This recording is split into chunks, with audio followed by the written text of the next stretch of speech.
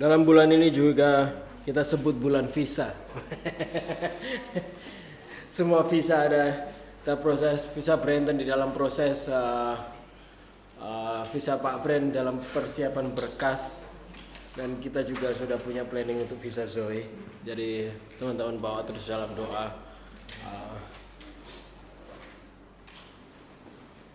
Ya, yang tidak mungkin dapat terjadi. Amen. Selamat pagi Sagi. Pagi. Saya lagi selamat pagi Sagi. Pagi. Oke, Minggu 9 Juli 2023. Saya masih di sekitaran Mesir. Ya, untuk bagian ketiga ini. Jadi apakah Bapak Ibu Saudara mengerti bagian 1 dan 2-nya? Saya harap itu menjadi bagian dari pertumbuhan yang bisa teman-teman ambil untuk pertumbuhan kehidupan Bapak Ibu Saudara. Dan siapa siap untuk terima yang ketiga? Amin.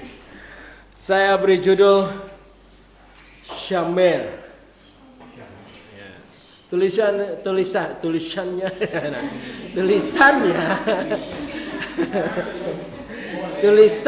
adalah Shamar, tapi bacanya di pronounce Hebrew-nya adalah Shamer. Ditahan gitu ya. Oke. Suatu yang menarik. Saya langsung mulai dari Yakobus 1 ayat 6.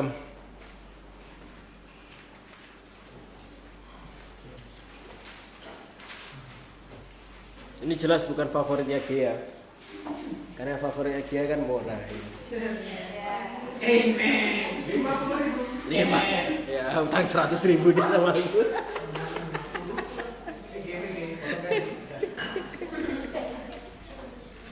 Oke, Yakobus 1 ayat 6. Yang sudah dapat katakan amin. Hendaklah ia memintanya dalam iman, dan sama sekali jangan bimbang, sebab orang yang bimbang sama dengan gelombang laut yang diombang-ambingkan kian kemari oleh angin. Tanpa sengaja sebenarnya ternyata ayat ini juga yang dipakai Pak Gerwin tadi malam. Salah satu penulisan Rasul yang sangat berdampak ketika kita berbicara tentang iman dan hikmat.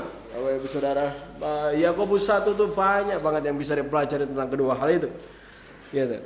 Dan sepanjang paling tidak hampir 1 bulan ini, komunitas ini terus ada di dalam topik mendengar. Yang pertama yang saya mau kita sadari adalah Tuhan sedang dan akan terus bekerja di dalam kita. Amin. Dia bekerja di dalam setiap kehidupan pribadi Bapak Ibu Saudara, dan juga bekerja di dalam kehidupan komunitas ini bersama. Yakobus mengatakan melalui ayat ini, kalau kita meminta hikmat, haruslah kita menerimanya dengan iman, bukan dengan imron. Jangan bimbang, jangan mendua hati. Apa maksudnya? Alkitab katakan iman dasar dari keyakinan dan pengharapan untuk sesuatu yang tidak terlihat. Seberapa banyak yang rindu untuk mencari hikmat? Atau seberapa banyak yang rindu mendapatkan hikmat? Di dalam Amsal juga dikatakan, hei anak muda, kejarlah hikmat. Siapa yang muda di sini? Hikmat harus dikejar, harus dicari. Tapi Yakobus katakan, kalau kamu kurang hikmat, mintalah, kejarlah, carilah. Tetapi juga dia katakan, waktu kamu menerima hikmat itu, harus terimanya dengan iman. Ya kan? Wah, itu. Haruslah menerima dengan penuh keyakinan. Yakin, ngomong kanan kirinya yakin. Yakin terhadap hikmat yang diterima itu. Yakin terhadap hikmat yang didengar itu. Jangan bimbang terhadap hikmat yang diterima. Pernah kita mencari hikmat tetapi tidak menerimanya dengan iman? Sering, ya kan?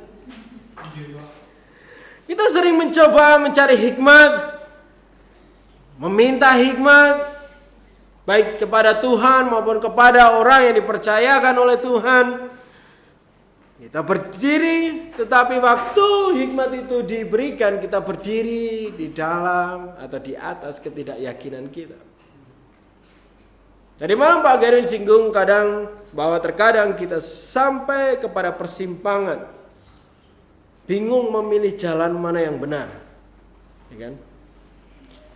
Hal itu membuat saya sadar sesuatu, bahwa saat orang memiliki persimpangan, kebanyakan orang sebenarnya sudah tahu kemana dia seharusnya pergi menurut kehendak Tuhan.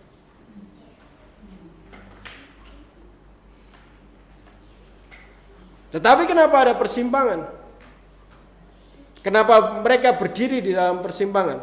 Karena sebenarnya persimpangan itu ada karena kehendak dirinya sendiri. Amin. Orang yang berdiri di persimpangan, mereka bukan tidak tahu jalan mana yang benar untuk dipilih. Mereka hanyalah tidak mau kehilangan jalan yang mereka sukai.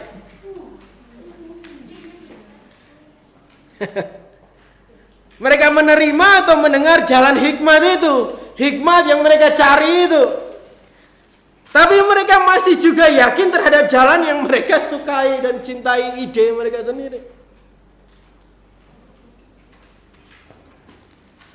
Ya, mereka mendengar hikmat dari Tuhan, tetapi mereka masih bimbang.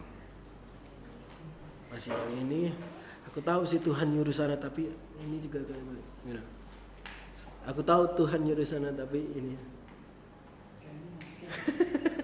Dia nggak mau kehilangan yang dia pikir baik, tapi Tuhan, ya aku tahu Tuhan suruh ini. Nggak ada orang yang buat jalan dua. Adalah satu udah jalannya sendiri, satunya jalannya Tuhan.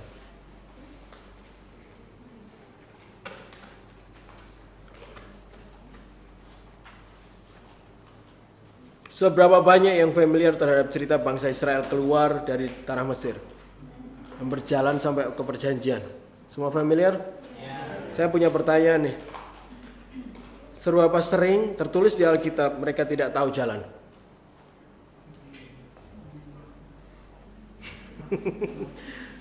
Seberapa sering mereka dalam persimpangan dan gak tahu jalannya kemana? Tidak ada. Paling tidak ada yang tertulis lah di dalam Alkitab. Kenapa? Karena mereka tidak punya rencana pribadi. Selain rencana Tuhan untuk mereka pergi ke tanah perjanjian. Jadi nggak ada persimpangan, nggak ada jalan yang dia buat sendiri. Ya kan? Ya memang hati mereka tidak benar-benar pulih dari Mesir yang kita bicarain 2 minggu lalu. Tapi mereka tidak punya ekspektasi lain untuk tujuan yang mereka mau dapat. Mereka tidak punya harapan lain selain harapan yang Tuhan kasih bahwa aku akan bawa kamu ke tanah perjanjian. Dari kami lalu kita belajar juga tentang perjalanan Paulus. Saya tidak lihat Paulus bingung mau ambil jalan yang kemana. Karena Paulus tidak punya rencana pribadi. Rencananya rencana Tuhan. Apapun Roh Kudus bilang gak boleh pergi, dia gak pergi. Roh Kudus terus bawa, ya Tuhan bawa. Gak ada persimpangan. Karena Paulus tetap menjaga harapannya terhadap harapan Tuhan.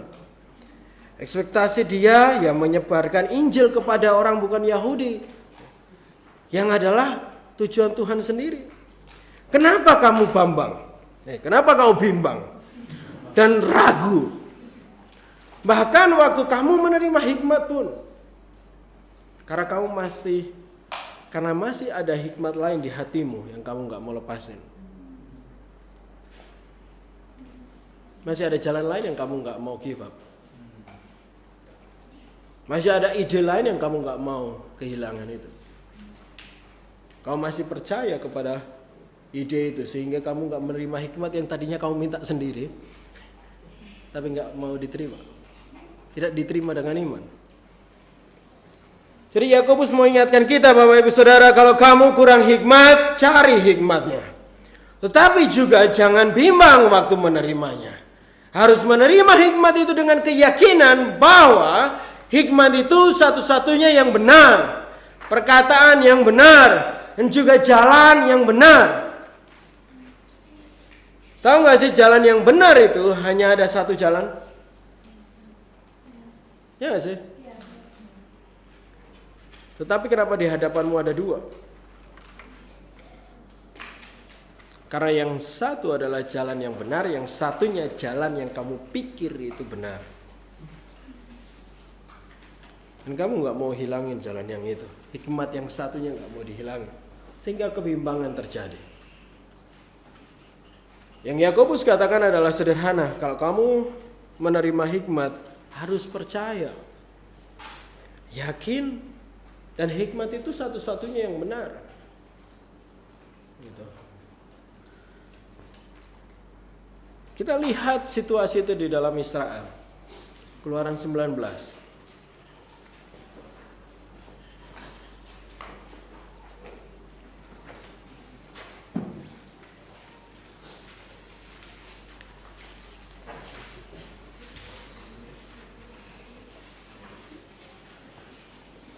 Keluaran 19 ayat 1 yang sudah dapat katakan amin.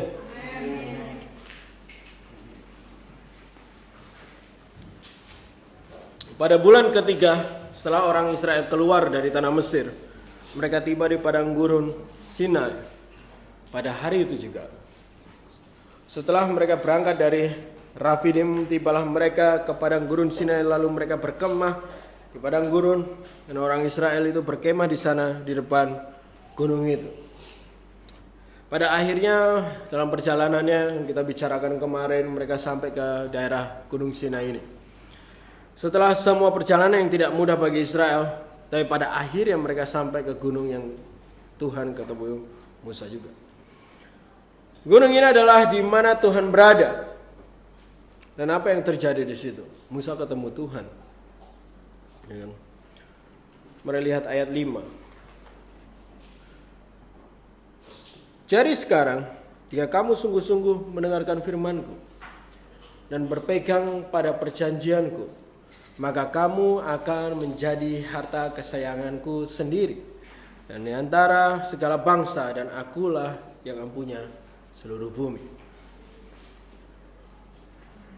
Tujuan Tuhan, kenapa Tuhan membawa Israel keluar dari tanah Mesir adalah ini. Ini sebenarnya. Tuhan mau menjadikan mereka bangsanya. Bangsanya Tuhan yang punya tempat sendiri yang terpisah dari bangsa lain. Mereka tetap umat yang Tuhan pilih walaupun mereka di Mesir, tapi yang Tuhan lakukan sedang memisahkan bangsa itu dari bangsa lain dengan sendirinya. Tuhan mau menjadikan mereka bangsa, umat kesayangannya, umat yang paling disayangi dan disenangi Tuhan. Tetapi ternyata ada syaratnya untuk menjadi umat Tuhan di sini. Tuhan nyatakan di ayat ini tadi. Dia paling enggak di Alkitab saya, aku enggak tahu Alkitab teman-teman. Jika kamu sungguh-sungguh mendengarkan firman-Ku dan berpegang pada perjanjian-Ku. Berapa banyak yang mau jadi umat kesayangan Tuhan? Amen. Siapa mau jadi umat Tuhan di sini? Amen. Dikatakan mendengar firman dan berpegang. Ternyata ada dua hal yang menyebabkan apakah janji yang Tuhan berikan atau kita dapat menjadi umat Tuhan atau enggak. Di dalam kata lain, ini adalah syarat seseorang bisa jadi pengikut Kristus atau Tuhan. Jadi bagian dari apa yang Tuhan mau. Yaitu adalah mendengar dan berpegang. Dalam bahasa aslinya menjadi syama dan syamer.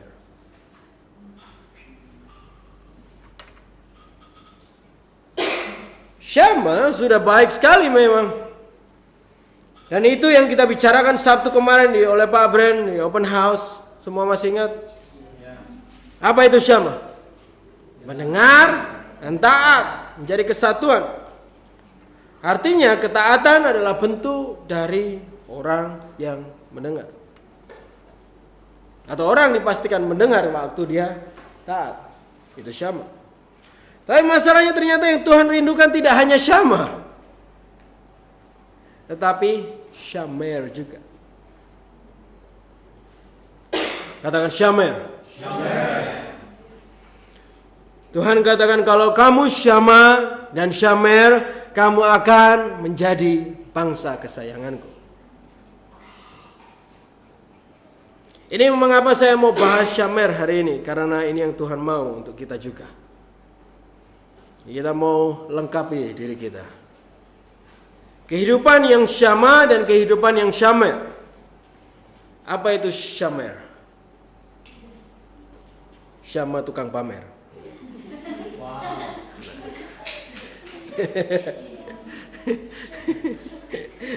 Nggak ada di note kalau itu. Syamer banyak diterjemahkan di dalam Alkitab bahasa Indonesia menjadi berpegang. Pegangan, siapa pernah pegangan? Nggak pegang kanan kirinya erat gitu.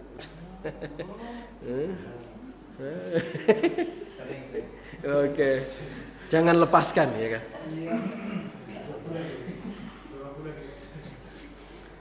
Dari katanya sendiri artinya sebenarnya guard, observe, ya, menjaga atau mengamat-ngamati atau memperhatikan. Tapi yang menarik kalau dari tulisan bahasa aslinya langsung kita sebutnya Paleo Hebrew, itu akan muncul gambaran bahwa syamer itu adalah seperti pagar duri. Pagar yang dengan sengaja dibuat. Kenapa pagar itu berduri? Kenapa pagar duri? Karena ada durinya. Karena dia pagar itu dibuat untuk memastikan yang di dalam tetap di dalam, yang di luar tetap di luar.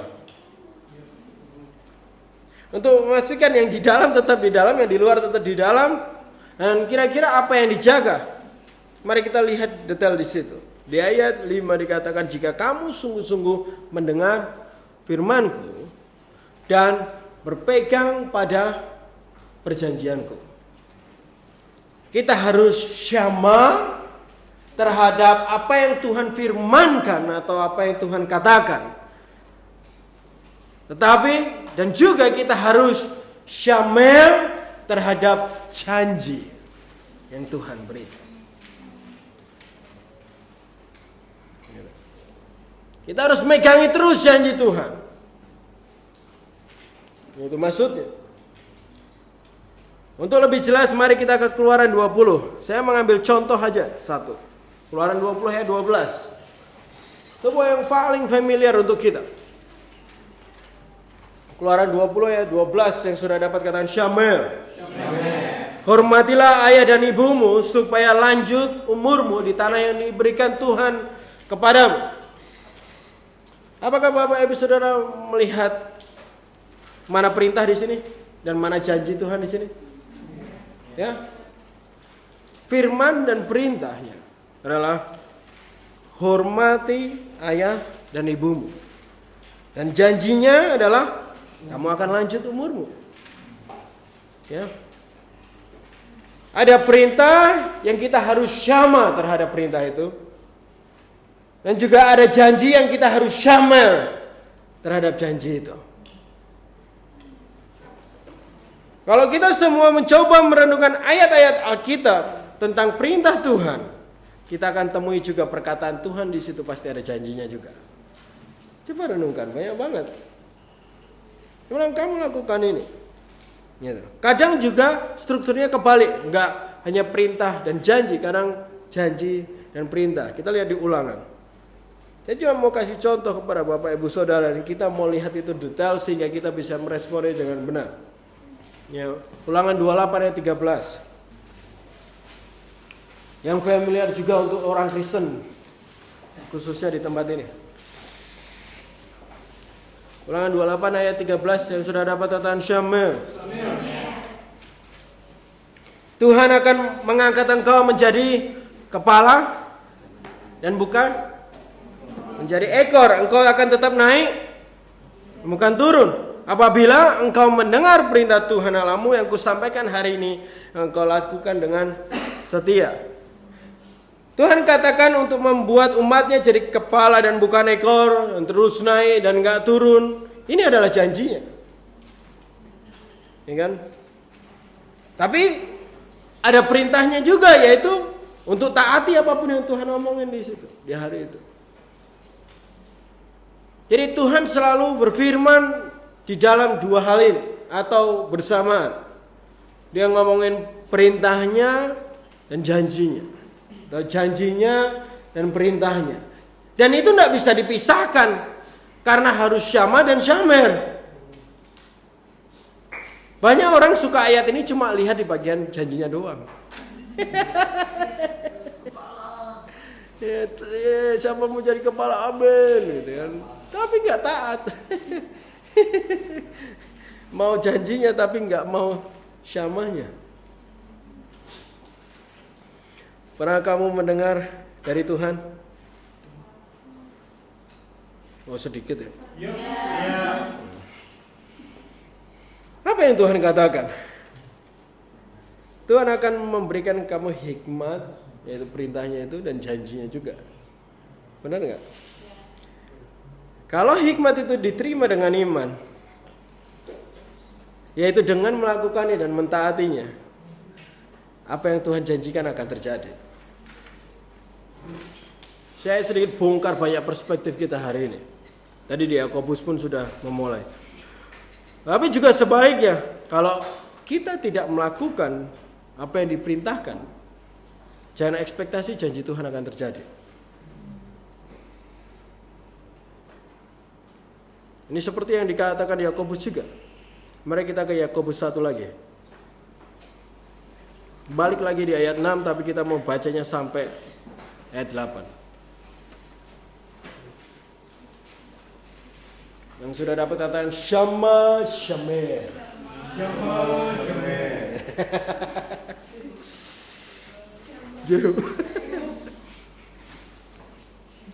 Yakobus 1 ayat 6 sampai 8 dikatakan, hendaklah ia meminta dengan iman atau menerima dengan iman, dan jangan sekali bimbang, sebab orang yang bimbang sama dengan gelombang laut yang diombang-ambingkan kian kemari oleh angin. Oleh orang yang demikian janganlah mengira bahwa ia akan menerima sesuatu dari Tuhan. Sebab orang yang mendua hati tidak akan tenang dalam hidupnya. Saudara, banyak yang percaya kalau janji Tuhan itu ya dan amin. Apakah janji Tuhan itu pasti akan terjadi? Ya. Saya katakan hari ini enggak.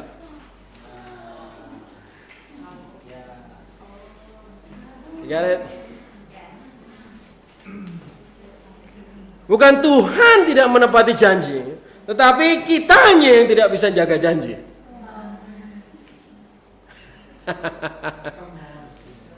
Di ayat 7 dikatakan jangan mengira orang yang kayak gitu akan terima sesuatu dari Tuhan. Orang yang bimbang tadi, jangan kira akan terima sesuatu dari Tuhan. Kamu maju mundur cantik, setback lagi, maju lagi, setback lagi, ya kan? Percaya tidak, ya kan? Kebimbangan itu yang akan membuat orang ini tidak akan menerima apapun dari Tuhan. Saat kamu tidak mampu bertahan, berdiri di atas kepercayaanmu akan janji Tuhan, itu yang akan membuat apapun yang Tuhan tadinya mau lakukan, apapun yang Tuhan janjikan tidak akan terjadi. Paling tidak kita yang tidak menerima apapun. Jadi kalau kamu bertanya kenapa kamu tidak menerima apapun dari Tuhan, padahal kamu sudah dengar Tuhan berjanji hal ini. Mungkin salah satu alasannya karena kamu masih bimbang akan janji yang kamu dengar.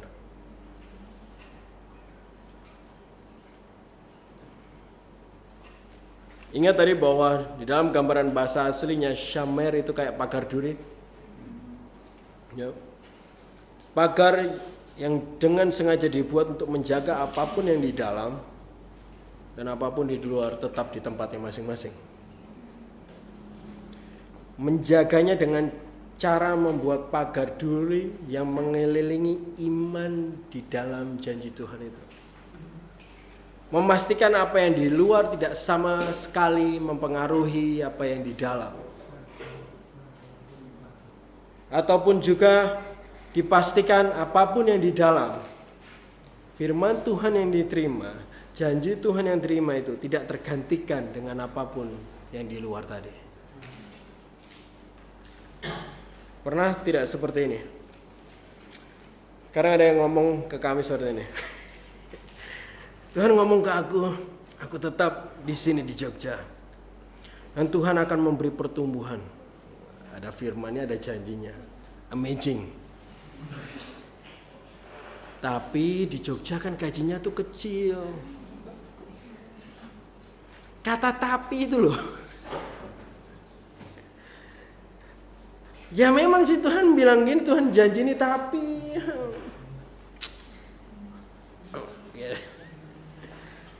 Ya memang Tuhan ngomong gini dan janjinya ya ada amin tapi. Ya. Tapi saya bundar nanti lama-lama.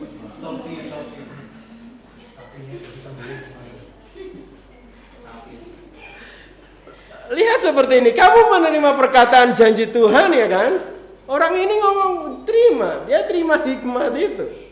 Ya kan? Perkataan itu masuk ke dalam kamu, tetapi tidak ada syamarnya. Alias tidak ada pagar durinya, tidak memegang janji itu dengan benar, tidak menjaga janji itu dengan benar, tidak memperhatikan janji itu dengan benar. Sehingga perkataan Tuhan itu bercampur dengan asumsi pribadi atau janji semu dunia ini. Bercampur dengan janji manisnya dunia ini. Janji Tuhan tadi tidak dijaga sehingga bercampur dengan tipu daya kekayaan dan kemakmuran dunia ini.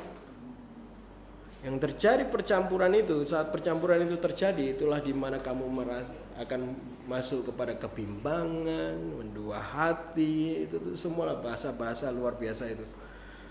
Sampai kepada kita tidak akan menerima apapun yang tadinya dijanjikan. Ingat juga tadi saya katakan orang yang ada di persimpangan hanyalah mereka yang tetap mau menjaga jalan yang menjadi pilihan dia sendiri. Orang yang bimbang karena mereka tetap mau menjaga janji dunia itu dipelihara di hati dan menjadi mimpinya bahkan waktu tidur di malam hari.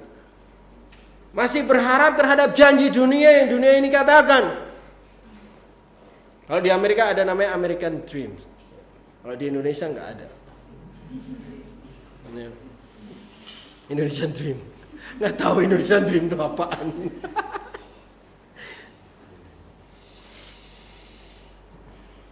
Ya. Tahu nggak sih orang yang menjaga janji itu kita sebut apa? Orang yang setia. Betul? Ya. Kalau saya simpulkan dengan satu kata, apa itu syamer? Syamer adalah setia. Megang janji itu terus. Pernah janjian sama orang terus orang itu ingkar janji. Terus kita bilang kamu nggak setia. Kan? Janji itu tidak dipegang, nggak dijaga, gitu. Dibiarkan keluar pagar atau bahkan nggak ada pagarnya, atau dibiarkan campur sama yang lain, nggak benar-benar diperhatikan, dijaga betul-betul. Yang Tuhan rindukan adalah kita mendengar dan taat akan firman-Nya dan setia kepada janji-Nya. Janji. Saya sering ingkar janji sama siapa. Ini kita es krim hari ini, lupa habis itu. Ya. Kita lihat di Mazmur 25 ayat 10. Apakah jelas bagi Bapak Ibu Saudara?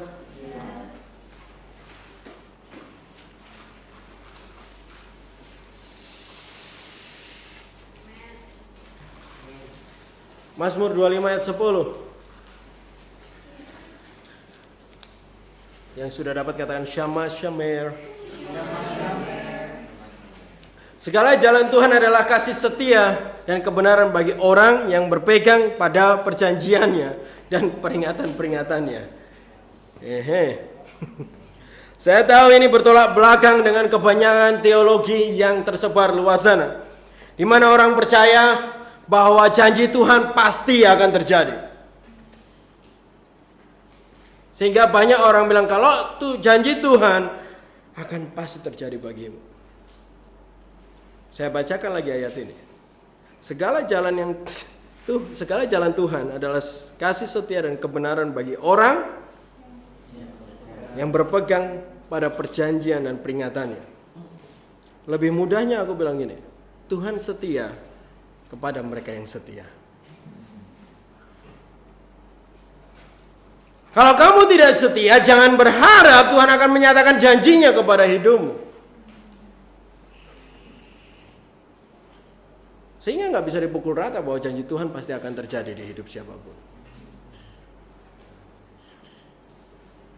Ini jelas akan berlawanan bahkan dengan hyper grace, di mana mereka percaya sekali selamat, selamat selamanya.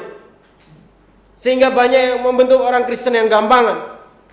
Sekali Tuhan berjanji, janji itu pasti akan terjadi, apapun hidupmu bentuknya. Saya katakan hari ini enggak. Kalau kamu nggak setia, Tuhan nggak setia. Janjinya benar untuk mereka yang berpegang pada janjinya juga. Ini katakan. Orang Kristen yang gampang jatuh, orang Kristen yang gampang kompromi, orang Kristen yang mudah patah, tantangan sedikit layu dan mati. Seperti halnya benih yang tumbuh di atas batu, panas sedikit, takut, khawatir, dan mati imannya. Mereka percaya apapun bentuk hidupnya, kasih setia Tuhan selalu nyata untuk mereka. Ya betul, kasih Tuhan dan kesetiaan Tuhan tidak pernah berubah, tetapi manusianya yang berubah. Manusianya yang berhenti setia. Manusianya yang lupa janji Tuhan yang mana. Manusianya lupa terhadap apa yang Tuhan katakan. Tapi sekarang muncul generasi orang tua yang mau anaknya setia sama Tuhan, tapi mereka, orang tuanya tidak mau berubah. Pernah lihat seperti itu? Tapi saya pastikan di gereja ini tidak akan ada. Mereka rajin antara anaknya sekolah minggu, tetapi orang tuanya tetap menghidupi kehidupan yang tidak setia kepada Tuhan. Dengan pemikiran, oh paling enggak, ya aku bawa anakku lah dekat sama Tuhan, jadi anak yang saleh. Ya kan? Memang benar Tuhan dapat mengubahkan hidup siapapun. Dan Tuhan mampu bahkan menyelamatkan generasi. Tetapi bahayanya kalau itu menjadi alasan kita untuk tidak berubah menjadi setia. Itu bahaya. Kita menolak perubahan yang Tuhan mau bawa untuk dari kesetiaan menjadi setia. Kan Tuhan bisa nyelamatin anakku, udah aku gini aja deh. Bahaya sekali.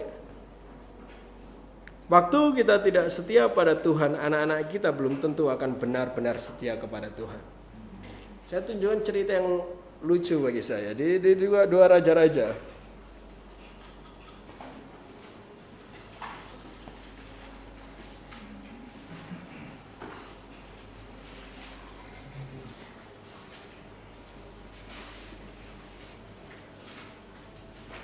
Dua Raja-Raja 10 ayat 28 sampai 31. Yehu.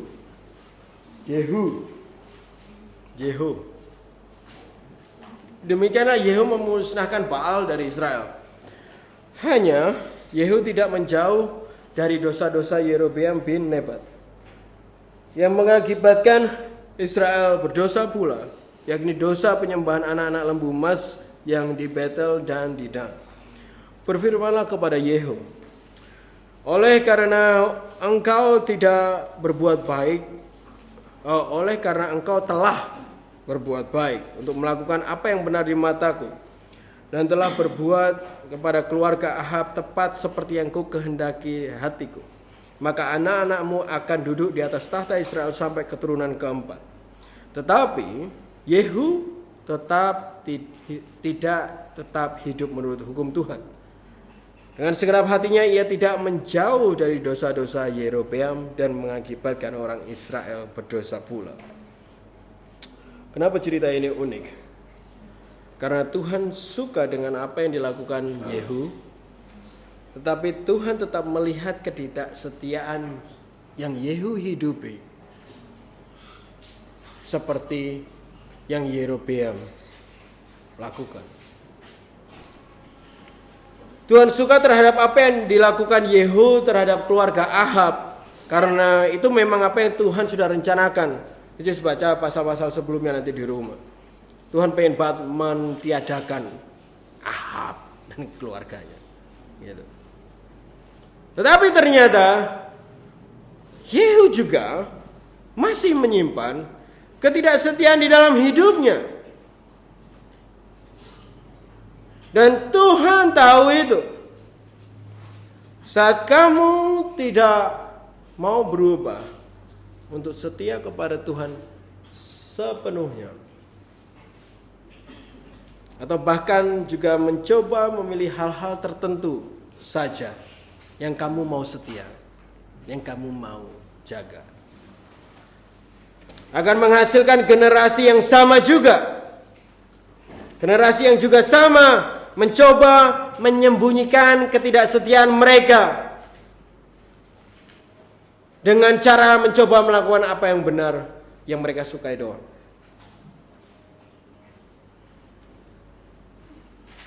Coba sibuk dengan kegiatan gereja tapi tetap menghidupi pornografi. Sibuk dengan semua kegiatan pembelajaran Alkitab tetapi tetap menghidupi akar pahit di dalam diri. Mencoba terlihat baik dan melakukan apa yang kebanyakan orang Kristen lakukan. Tapi di dalam hati tetap memelihara kecemasan, kekhawatiran, bahkan ketidakpercayaan terhadap janji Tuhan sendiri. Ketidaksetiaanmu engkau simpan baik-baik di dalam dengan menutupi semua kesibukan kekristenan yang di luar. Kau mulai pilih-pilih mana yang kau mau setia sama enggak dari Tuhan. Sedikit pun ketidaksetiaan, bahayanya adalah akan diperhitungkan seluruh hidup kita tidak setia. Sedikit saja, itu tetap tidak setia. Kecuali kamu mau hanya sebagian dirimu saja yang selamat. Ada yang mau? Ada yang mau sebagian hidupnya saja yang selamat? Mungkin tangan kanannya aja yang selamat. Yang masuk surga satu. Tuhan menyelamatkan Israel untuk seluruh bangsa itu menjadi miliknya. Tuhan menyelamatkanmu untuk seluruh hidupmu jadi selamat. Jadi dia mau kesetiaan seluruhnya dari hidupmu. Tidak perlu menyembunyikan ketidaksetiaanmu. Kami gembala di tempat ini mungkin tidak tahu, tetapi Tuhan pasti tahu itu masalahnya. Tuhan tahu benar-benar Yehu. Dan hanya mereka yang setia. Tadi kita baca bahwa mereka lah yang Tuhan juga setia terhadap mereka. Begitu kamu mengeraskan hati untuk berubah dan tidak setia, berubahlah menjadi setia. Setia kepada janji yang Tuhan sudah berikan dan kamu terima. Menjaga hal itu baik-baik, berpegang di dalam hal itu tanpa membiarkan apapun mencampurinya. Tuhan akan tetap menepati janjinya. Kalau kita tidak mau berubah, Tuhan tetap akan menepati janjinya kepada dirinya sendiri, tetapi mungkin tidak melewati kamu.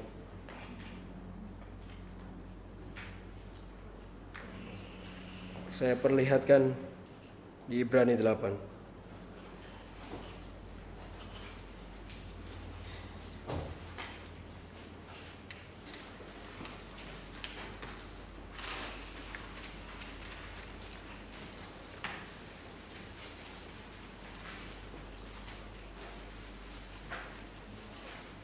Ibrani 8 ayat 9.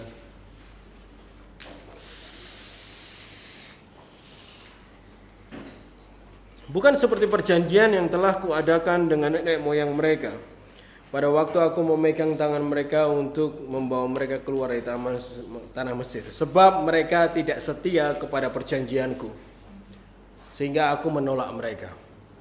Demikian firman Tuhan. Apakah Israel masih ada sampai hari ini? Ya. Saya mau bagikan ini hanya karena saya tidak mau komunitas ini menjadi seperti angkatan Israel yang tidak setia pada Tuhan. Tapi kita mau jadi angkatan yang setia. Kenapa mereka tidak setia? Kenapa tidak ada ketidaksetiaan itu? Mereka mendengar, mereka berjalan, tetapi apa yang Tuhan katakan mudah hilang dari pikiran mereka. Kita belajar beberapa minggu ini. Mereka mendengar tetapi mereka tidak setia. Dan dampaknya adalah Tuhan menolak mereka. Tuhan menolak seangkatan loh. Seumuran. Oh kita seangkatan gitu. Oh umur berapa? Oh kita seangkatan itu. Seangkatan itu dihilangkan sama Tuhan. Janjinya tetap untuk Israel, tapi Israel yang angkatan yang berbeda. Karena angkatan yang Tuhan musnahkan, mereka selalu menolak Tuhan dengan tidak setia terhadap janji Tuhan sendiri.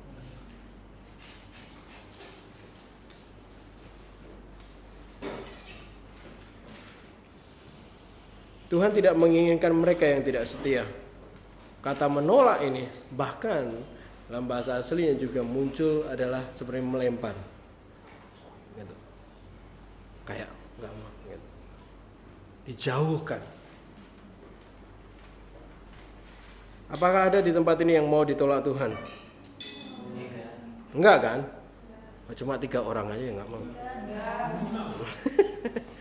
Saya yakin kita semua rindu untuk berkenan sama Tuhan. Kesetiaan kita, tetap bertahannya kita kepada iman akan janji kebenaran Tuhan. Itu yang menentukan kita akan disayangi Tuhan atau enggak. Janji Tuhan akan terjadi atau enggak. Kenapa kita pelajari tentang Mesir, hati Mesir hari-hari ini? Karena hati Mesir yang membuat Tuhan menolak mereka. Mereka tidak memegang janji yang Tuhan katakan. Tapi sedikit pun kesulitan, mereka berubah. Kehidupan yang dipenuhi dengan ketidakpercayaan walaupun mereka terus berjalan maju dengan Tuhan. Lihat bahwa kepenuhan hidup kita di dalam Kristus hanyalah menjadi sempurna saat kita syama dan syamer. Kamu tidak bisa tahan dan terus kuat tanpa kamu benar-benar menyimpan, menjaga, berpegang pada janji Tuhan itu. Janji Tuhan, di Titus katakan, janji Tuhan itu membebaskan. Membebaskan dari kehidupan yang tidak punya hukum. Hukum dan janji Tuhan itu membebaskan orang-orang untuk keluar dari kehidupan yang tidak punya hukum. Artinya kehidupan yang jahat, kehidupan yang berantakan, kehidupan yang selalu cemas, kehidupan yang tidak punya arah. Gitu. Nah, janji Tuhan itu yang membuat kamu terus mampu berpegang.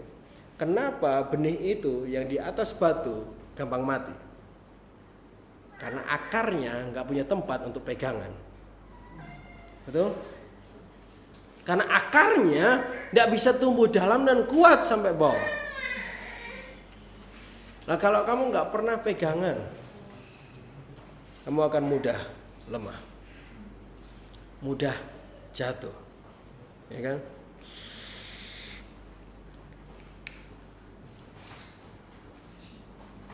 Syama dan syamer yang Tuhan inginkan, ketaatan dan kesetiaan itu yang Tuhan rindukan.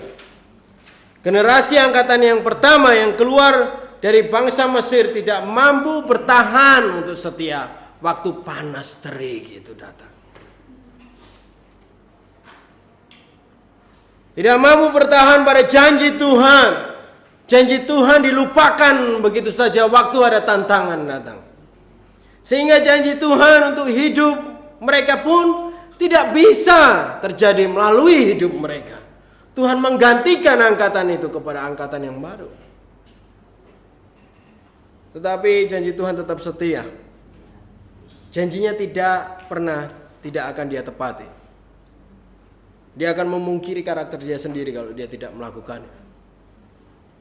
Sehingga yang dia lakukan, dia gantikan dengan angkatan yang berikutnya. Tuhan membuat mereka berputar sampai generasi yang tidak percaya itu lenyap. Apakah kita mau menjadi bagian yang dilenyapkan Tuhan? Atau yang menjadi bagian yang menikmati janji Tuhan? Lihat bahwa janji Tuhan akan selalu terjadi, tetapi kalau kamu lebih mencintai ketidaksetiaanmu, Tuhan akan menepati janjinya kepada generasi yang lain. Mau setia sama Tuhan? Mau syamar? Mau megang janji Tuhan terus? Apapun yang terjadi? Ini caranya. Bilangan 13.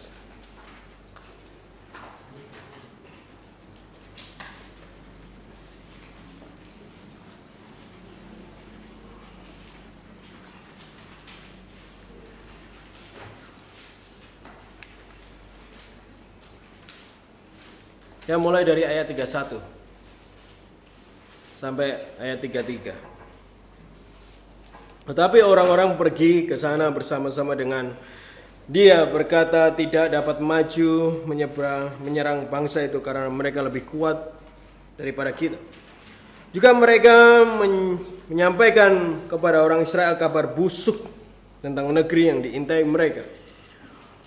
Dan berkata, negeri yang telah kami lalui untuk diintai, bukan untuk dicintai, diintai adalah suatu negeri yang memakan penduduknya, kanibal.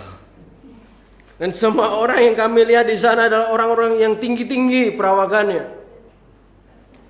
Juga kami lihat di sana orang-orang raksasa, orang-orang enak yang berasal dari orang-orang raksasa. Dan kami lihat diri kami seperti belalang. Dan demikian juga mereka terhadap kami.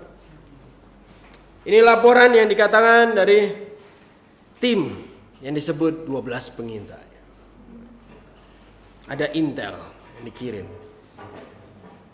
dari Polres Israel. Mereka mengintai dan mereka coba lihat-lihat tanah yang menjadi janji Tuhan itu tadi. Ya, ini janji Tuhan yang mereka lihat. Nah, ini adalah laporan dan hasil apa yang mereka lihat. Mereka mengatakan kalau mereka memang tanah itu penuh dengan raksasa dan pasti orang Israel akan kalah atau mati itu, kayak mereka cemas yang pasti nggak bisa kita dapatkan. Tapi lihat ternyata ada laporan lain dari dalam tim itu. Kita maju ke pasal berikutnya, pasal 14, tapi di ayat 6 dan 9. 6 sampai 9. Tetapi Yosua bin Nun dan Kaleb bin Yefune, yang termasuk orang-orang yang telah mengintai negeri itu, mengoyakkan pakaian mereka. Dan mereka berkata dengan segenap umat Israel, negeri yang kami lalui untuk diintai itu adalah luar biasa baiknya. Jika Tuhan berkenan kepada kita, maka Ia akan membawa kita masuk ke negeri itu dan akan memberikannya kepada kita, sesuatu negeri yang berlimpah-limpah susu dan madunya. Hanya jangan memberontak kepada Tuhan. Jangan takut kepada bangsa negeri itu, sebab mereka akan kita telan habis. Yang satunya ngomong kita yang akan ditelan, yang di sini yang kita akan telan mereka. Yang melindungi mereka untuk meninggalkan mereka, sedang Tuhan menyertai kita. Jangan takut kepada mereka. Saya mau ajak Bapak Ibu Saudara untuk lihat sesuatu yang menarik di sini. Sadarkah ada perbedaan antara dua laporan ini? Tetapi mereka berasal dari tim yang sama.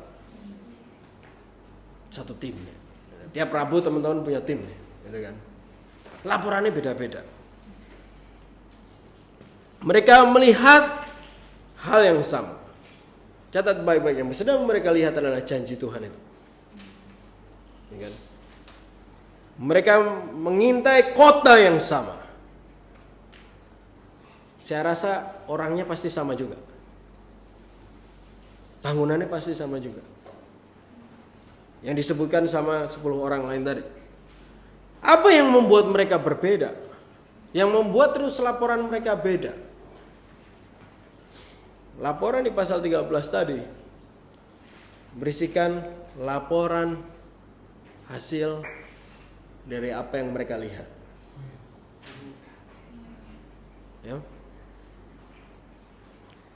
Sadar bahwa beberapa kali bahkan dia mengatakan, kami lihat tanah itu busuk.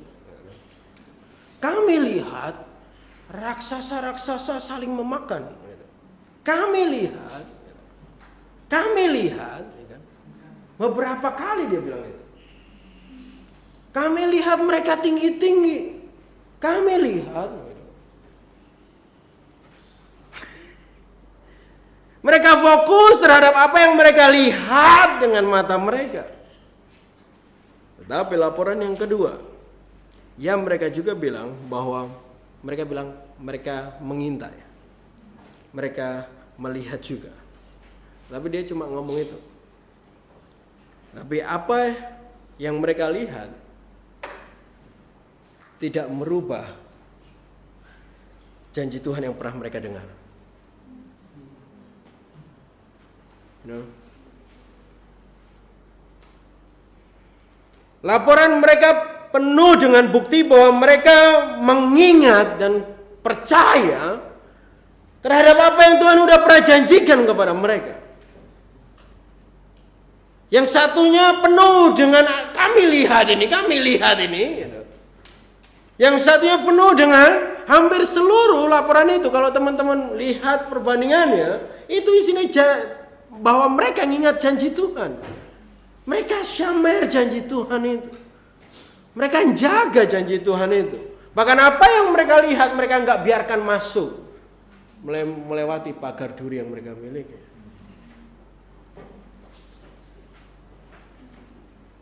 Jika Tuhan berkenan, dia bilang, Dia akan bawa kita masuk ke negeri itu. Akan memberikan kepada kita. Karena itu udah janji Tuhan. Yang penuh dengan susu dan madu itu. Yosua dan Kaleb mereka melihat juga. Sama dengan yang 10 yang lainnya. Tetapi apa yang mereka lihat tetap dibiarkan di luar. Tidak di dalam mereka. Mereka jaga betul janji Tuhan yang ada di dalam mereka. Tuhan yang sudah mereka taruh, janji Tuhan yang mereka taruh di dalam pagar duri yang mereka buat di dalam diri. Yang mereka pegang betul-betul, jaga betul-betul janji itu. Apakah 10 orang yang lain tidak pernah dengar janji itu? Pernah kan? Tapi kemana janji itu? Tidak disyamar, tidak dijaga. Tidak dibiarkan tetap tinggal. Ya, diingatkan kepada dirinya. Selidiki di dalam peristiwa hidup-hidup kita. Ketika ada tantangan, ketika ada kesulitan, kira-kira apa yang keluar duluan? Apakah hanya apa yang kita lihat? Atau janji itu menjadi kekuatan bagi engkau? Sampai mana tadi? Apa yang mereka lihat tidak, bahkan mereka izinkan mencampuri janji Tuhan. Dari 12 orang itu, 10 orang mengizinkan apa yang mereka lihat dengan mata itu menggantikan janji Tuhan yang pernah mereka dengar. Tidak sama sekali respon mereka memperlihatkan bahwa mereka seperti orang yang pernah mendengar janji Tuhan. Tetapi Yosua dan Kaleb memperlihatkan kepada kita bahwa mereka syamar terhadap janji Tuhan itu. Mereka megang betul janji Tuhan itu. Apapun yang terjadi, siapapun yang tinggal di sana, Tuhan udah kasih tanah itu sama kita. Ya memang mereka mungkin besar-besar, tapi aku tahu janji Tuhan.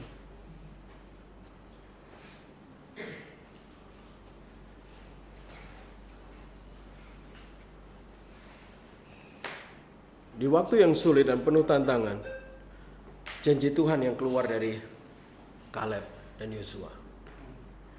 Bukan apa yang mereka lihat. Di dalam kitab Ibrani dikatakan, iman adalah dasar dari segala sesuatu yang kita harapkan dan bukti dari segala sesuatu yang tidak kita lihat.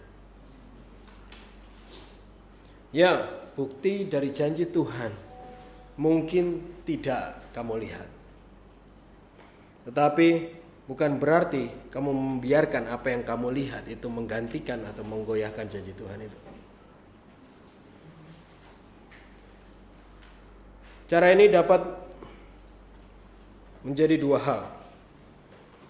Perhatikan di sini. Yang pertama adalah untuk menguji hati kita sendiri. Dengan cara ketika kita melihat diri kita sendiri, apakah waktu melihat tantangan dan kesulitan, ataukah bahkan ketidakmungkinan untuk janji itu terjadi, kalau yang keluar dari kita adalah komplain dan kekhawatiran dari apa yang kita lihat dengan mata, berarti kita masih belum syamah. Kita lupa akan janji Tuhan itu. Yang kedua adalah kalau untuk memastikan atau untuk kita belajar menjaga janji itu, kita setia. Saat kita melihat tantangan dan kesulitan atau bahkan ketidakmungkinan terhadap janji Tuhan itu, ya, pastikan kita ingat kembali janji Tuhan itu. Makanya janji Tuhan itu harus dituliskan betul-betul. Pakai cara masing-masing deh. Ada yang suka dengar, ada yang suka tulisan di mana-mana, ada yang suka membaca tiap hari, ada yang suka pakai kertas kecil apa yang kita sebut stone itu. Apapun itu. Tapi harus pegang terus janji Tuhan itu. Dan waktu tantangan itu muncul, janji Tuhan itu yang harus terucap dari mulut kita. Bukan apa yang kita lihat. Situasi mungkin sulit, tapi jaga janji Tuhan yang ada dan sudah engkau berikan. Jaga hikmat yang Tuhan udah berikan itu. Terima dengan iman dan percaya, jaga benar. Walaupun apa yang kamu lihat membuat janji itu semakin tidak mungkin. Tahu gak sih? Tapi bagi Tuhan tidak ada yang gak mungkin. Janji Tuhan pasti terjadi di dunia ini. Tetapi hanya melalui mereka yang setia kepada Tuhan. Saya mau ajak kita semua hari ini untuk setia sampai akhir. Setia sama janji Tuhan sampai akhir. Setia sama apa yang Tuhan udah berikan kepada engkau sampai akhir. Gitu. Setia terhadap apa yang Tuhan berikan kepada kita. Jadi Syama dan Syamel. Saya undang kita semua bangkit berdiri. Tim musik boleh ada di depan.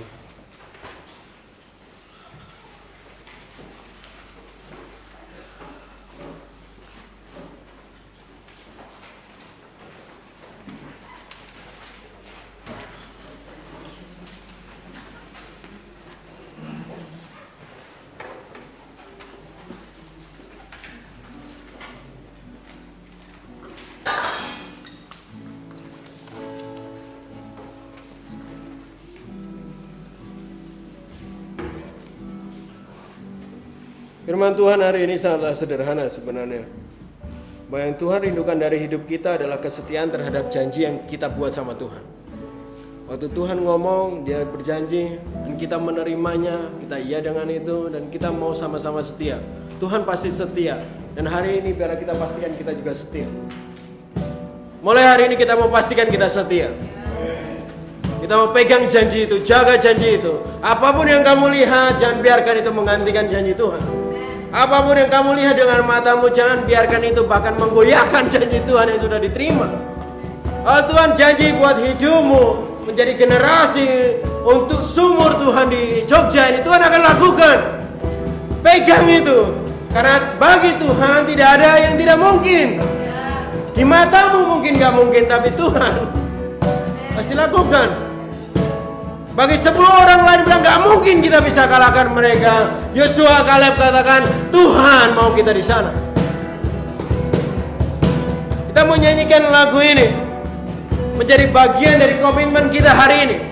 Kalau engkau mau berkomitmen itu sama saya hari ini, Tuhan, hari ini saya belajar bahwa aku mau setia sampai akhir.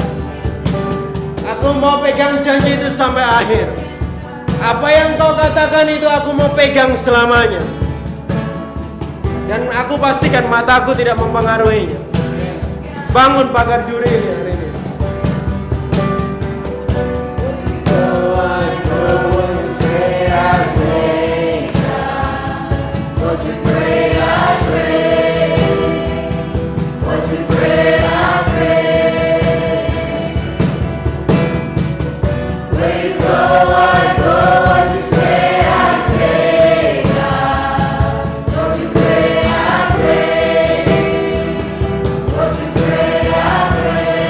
Where you go, I go, Lord.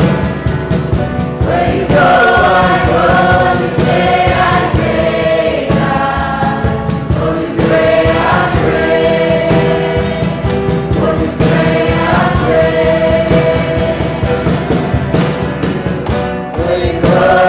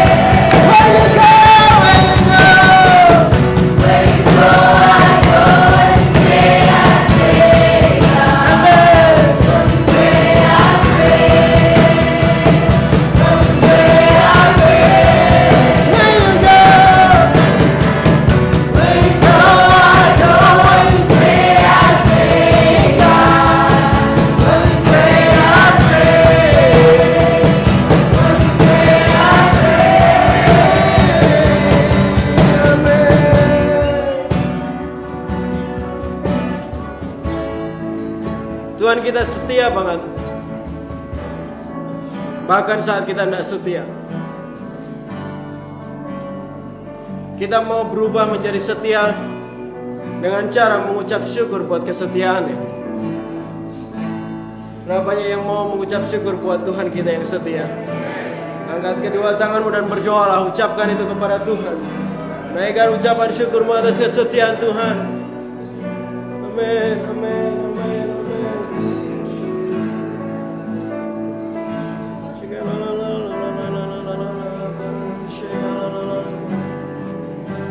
Engkau setia. Ku mau setia seperti Engkau Tuhan. Mau setia bersamamu, Yesus. Mau setia bersamamu. Terima kasih untuk kesetiaanmu Tuhan. Hari ini kami melihat beberapa janjimu ya dan amin.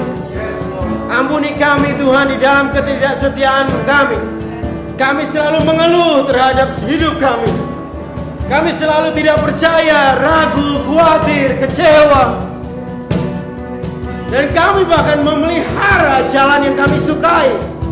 Di saat kami mendengar hikmah daripadamu, saat kami tahu jalan mana yang Kau punya untuk kami. Tapi hari ini kami mau jaga janji itu. Jaga janji yang telah Engkau dengarkan kepada kami. Bahkan janji-janji yang akan Engkau tunjukkan kepada kami. Untuk kami berdiri teguh. Tidak kami biarkan terik mentari bahkan melepas dan mematikan kami. Biarlah akar kami terus bertumbuh kuat, memegang janji-Mu Tuhan. Sekali lagi hari ini kami berdiri di tempat ini untuk kami mau pegang janji Engkau. Yes, Lord. Yes. Dalam segala kondisi, di dalam segala situasi, janji-Mu ya dan amin. Janji-Mu ya dan amin. Terima kasih Tuhan untuk hari ini. Sekali lagi kami mengucap syukur buat kesetiaan. Karena Tuhan Engkau yang setia. Dan Engkau Tuhan yang benar. Firman-Mu, janji-Mu ya dan amin. Terima kasih Tuhan di dalam nama Tuhan Yesus. Haleluya. Amin. Selamat hari Minggu, Tuhan memberkati.